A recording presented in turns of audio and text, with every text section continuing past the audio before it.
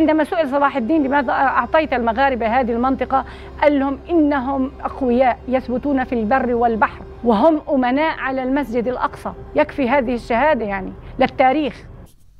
السلام عليكم ورحمة الله وبركاته.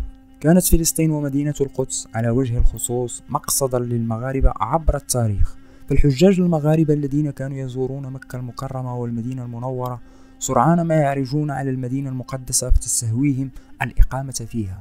ومن جهة أخرى اجتذبت مدينة القدس أهل العلم المغاربة، محدثين وعلماء ورحالة، فضلا عن اختيار المجاهدين المغاربة الذين شاركوا في صد الحروب الصليبية الإقامة بالمدينة وباقي المناطق الفلسطينية. وقد دأب المغاربة على زيارة بيت المقدس منذ ما قبل احتلال الفرنجة لمدينة القدس سنة 1099 ميلادية، وتزايدت أعداد المغاربة بعد استرجاع القدس من الفرنجة سنة 1187 ميلادية. وقد ساهم المغاربة في الجهاد الإسلامي ضد الفرنجة، وكان لهم دور بارز في فتح بيت المقدس وكسر شوكة الفرنجة في فلسطين. ولذلك طلب الناصر صلاح الدين الأيوبي من سلطان المغرب يعقوب المنصور مد يد العون وتزويده بأساطيل بحرية تنازل أساطيل الفرنجة، فجهز سلطان المغرب أسطولا كبيرا لمساندة الجيش الإسلامي في المشرق العربي. وقد أسكن الناصر صلاح الدين الأيوبي أعدادا من المغاربة في بيت المقدس بعد انتصار المسلمين في معركتي حطين وفتح بيت المقدس على الفرنجة. وقال الناصر صلاح الدين الأيوبي: أسكنت هناك ما يثبتون في البر ويبطشون في البحر، وخير ما يؤتمنون على المسجد الأقصى وعلى هذه المدينة.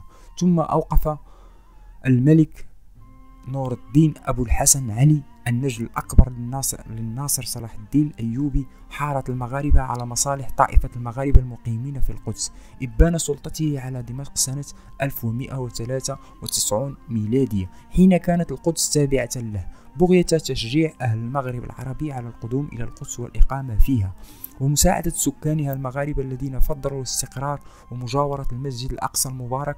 ومنذ ذلك التاريخ أخذ هذا المكان من مدينة القدس يعرف باسم حارة المغاربة. شغلت حارة المغاربة مساحة تقدر ب45 ألف متر مربع، وهي بذلك تشكل ما نسبة 5% من مساحة القدس القديمة. وقد تباينت مساحة الحارة تبعا لاختلاف حدودها بين الحين والآخر، فقد امتدت مساحتها من حارة المغاربة قبل العهد العثماني إلى خارج السور.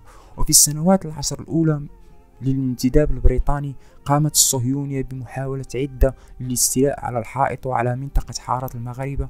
وبعد نكبة عام 1948 ميلادية اضطرت غالبية مغاربة فلسطين للجوء إلى سوريا ولبنان، وبقي منهم عدد قليل باتوا ككل أبناء شعبهم لاجئين في ديار المعمور، حيث أقاموا في مخيمات لبنان في تل الزعتر وصبرا وشتيلا وبرج البراجنة، بينما أقامت غالبية من لجأ منهم إلى سوريا في مخيم اليرموك. دمرت سلطات الاحتلال الإسرائيلي بعد احتلال القدس عام 1967 ميلادية حارة المغاربة في مدينة القدس بكاملها وسوتها بالأرض وحولتها إلى ساحة أسمتها ساحة المبكى لخدمة الحجاج والمصلين اليهود عند حائط البرق، وذلك على حساب الحق التاريخي الفلسطيني الثابت في هذه المنطقة، لتشرد سكانها الفلسطينيون من أصول مغربية، حيث توجهت الجرافات اليهودية إلى الحي المغربي داخل أسوار مدينة القدس وهدمته بكامله، وشردت 135 عائلة مسلمة عدد أفرادها 650، كما نسفت 34 دارا أخرى مجاورة ومصنعا للبلاستيك، وشردت نحو 300 آخرين من سكانها وعمالها، وكان في حارة المغاربة قبل أن تهدم، وأربعة جوامع والمدرسة ومدارس وأوقاف أخرى. ما زال عدد كبير من أحفاد الفلسطينيين المغاربة يقيمون في القدس الشرقية ومناطق فلسطينية أخرى في الضفة الغربية وقطاع غزة، ومنهم عائلات العلمي والمصلوحي والريفي وحبوش إلى آخره.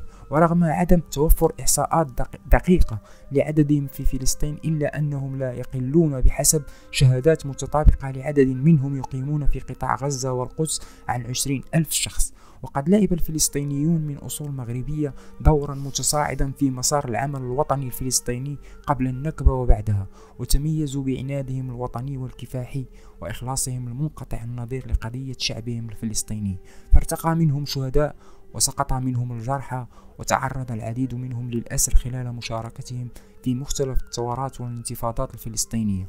وقد كان المغاربة على الدوام موضع احترام أهل القدس وتقديرهم لما عرفوا به من استقامة وشهامة وحسن جوار.